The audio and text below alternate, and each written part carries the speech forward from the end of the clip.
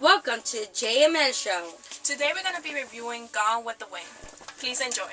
Hello, I'm Jaylene Zamir, and we're going to start off talking about the concept of Gone with the Wind. Median? Gone with the Wind was released on December 15, 1939. This movie came from the novel Gone with the Wind by author Margaret Mitchell. This movie was a box office of $390 million. Wow. That's a lot.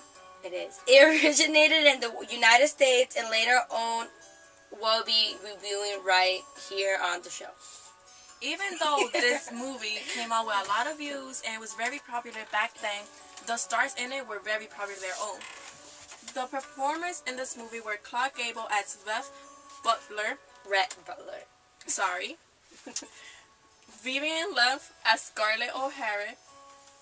Leslie Howard as Ashley Wilson, and Olivia, I'm not sure how to say it. We do not know how to pronounce that, but it's De Havilland as Melanie Hamilton Wilkins.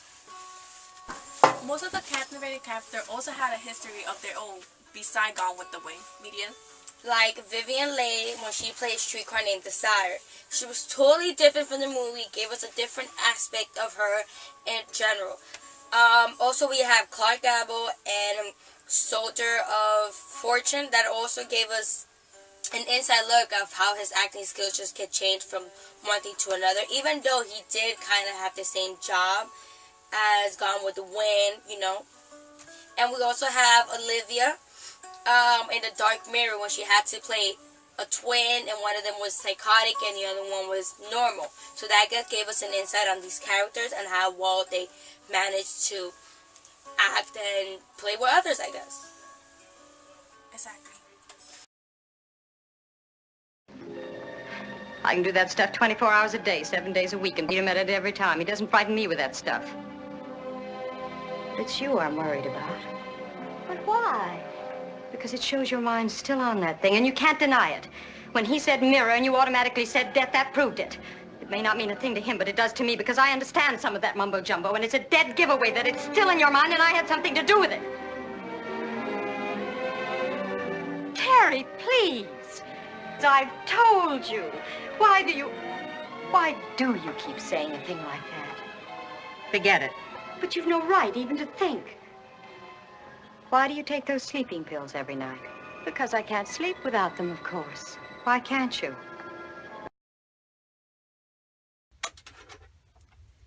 So I hope you enjoy watching this because of the characters and what they used to do before Gone with the Wind or after what they did in Gone with the Wind. So we're going to introduce a special guest today. So to talk about our technical aspect of the movie, Nisha De La Cruz.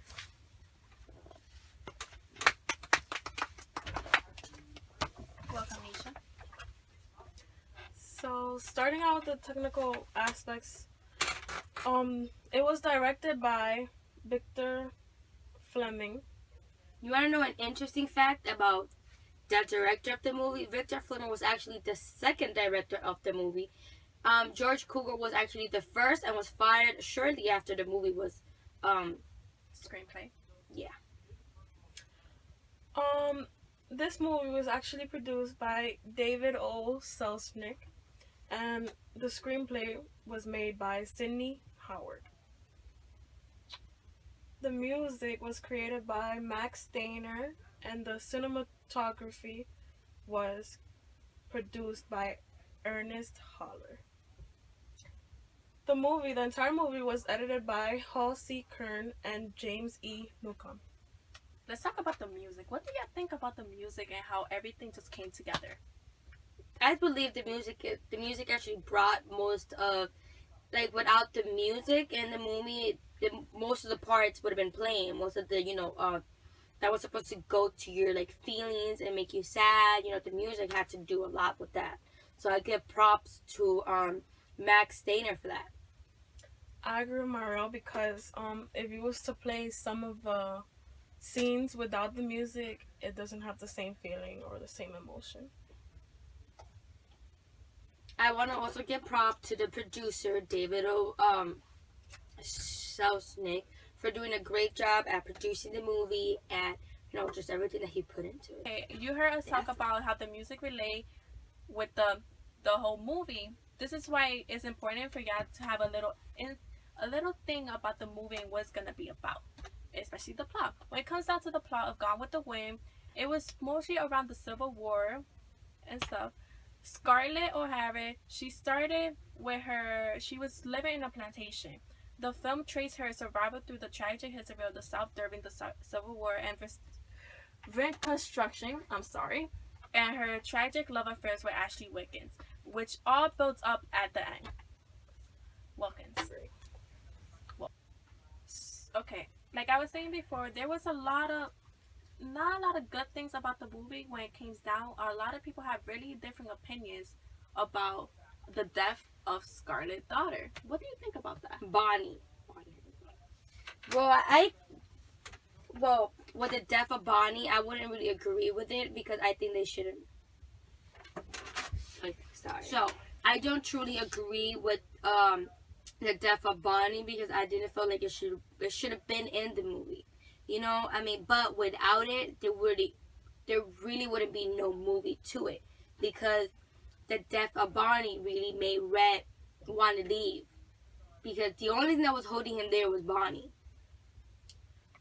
I kind of agree and disagree because I don't think they should have like killed the little girl. She was innocent of everything that was going on around her, but I do kind of agree with the Red leaving thing because he loved Scarlett, but he didn't want to be with her because he realized that it was like a constant battle between him and Wilkes because she was in love with Ashley Wilkes.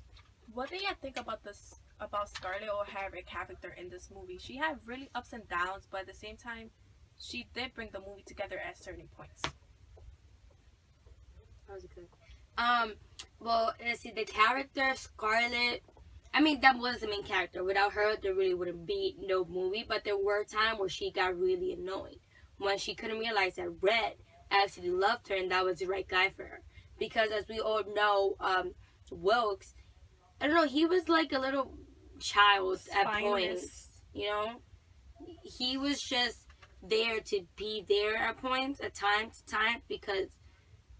Yeah, I think Scarlett was just making that whole love story up in her head because at the end of the movie we saw that actually loved his wife when she was dying, and Scarlett kind of realized that she shouldn't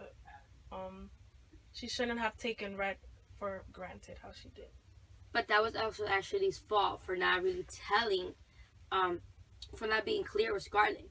Because every time that Scarlett would tell him, oh, do you love me? Say that you love me. He would kind of like hesitate, but he would never say, oh, I don't love you.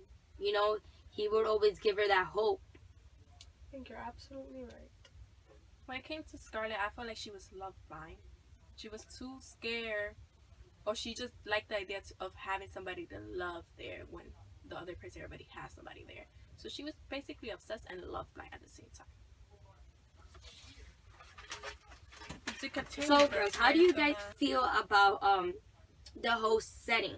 Like when the whole town was burning down and everything. Do you guys know that was actual real? Like there was actual real fire there, and like it was just the whole entire scene was just real. I think that's insane because they could have actually gotten hurt in the process of recording those crazy scenes. I found it really interesting and how they made it so realistic because it was realistic. It's like it brought you back to what was happening during the Civil War and seeing how people were fighting to survive during that time. Yes, it was. It was very interesting. It was very dangerous, as you said, Nisha. And I can't believe they pulled it off, and it was actually amazing. Another thing that I found amazing and like it just blew me off was at that scene when the war thing was finishing, and there were so many soldiers just laying there, and that was actual people just laying there, all of them all together. It's like thousands and thousands and thousands of people. That was just amazing. Which is insane because nowadays we'll use like effects in the computer to multiply the people, but they didn't have that technology back then, so they had to be real people. Which is really interesting because nowadays people would see movies as, oh, okay, but they don't realize how movies were done back then and how realistic it was and how much work they actually put in with it back then when they did not have technology. Right. So I think that we should appreciate how movies were made back in the days, because it took a lot of work and a lot of effort and a lot of money. So finishing off this session, Gone with the Wind, to me, is at least a 4-star movie. It's a 4-star movie with me. It depends on the person you are. If you do not like romantic or drama, do This not is watch not it. the movie for you. It's not, but you could also try because sometimes you cannot expect things. The unexpected might be good. So for me, the rating is like a 3.5, just because of the length of the movie. I think they should have gone to the point quicker.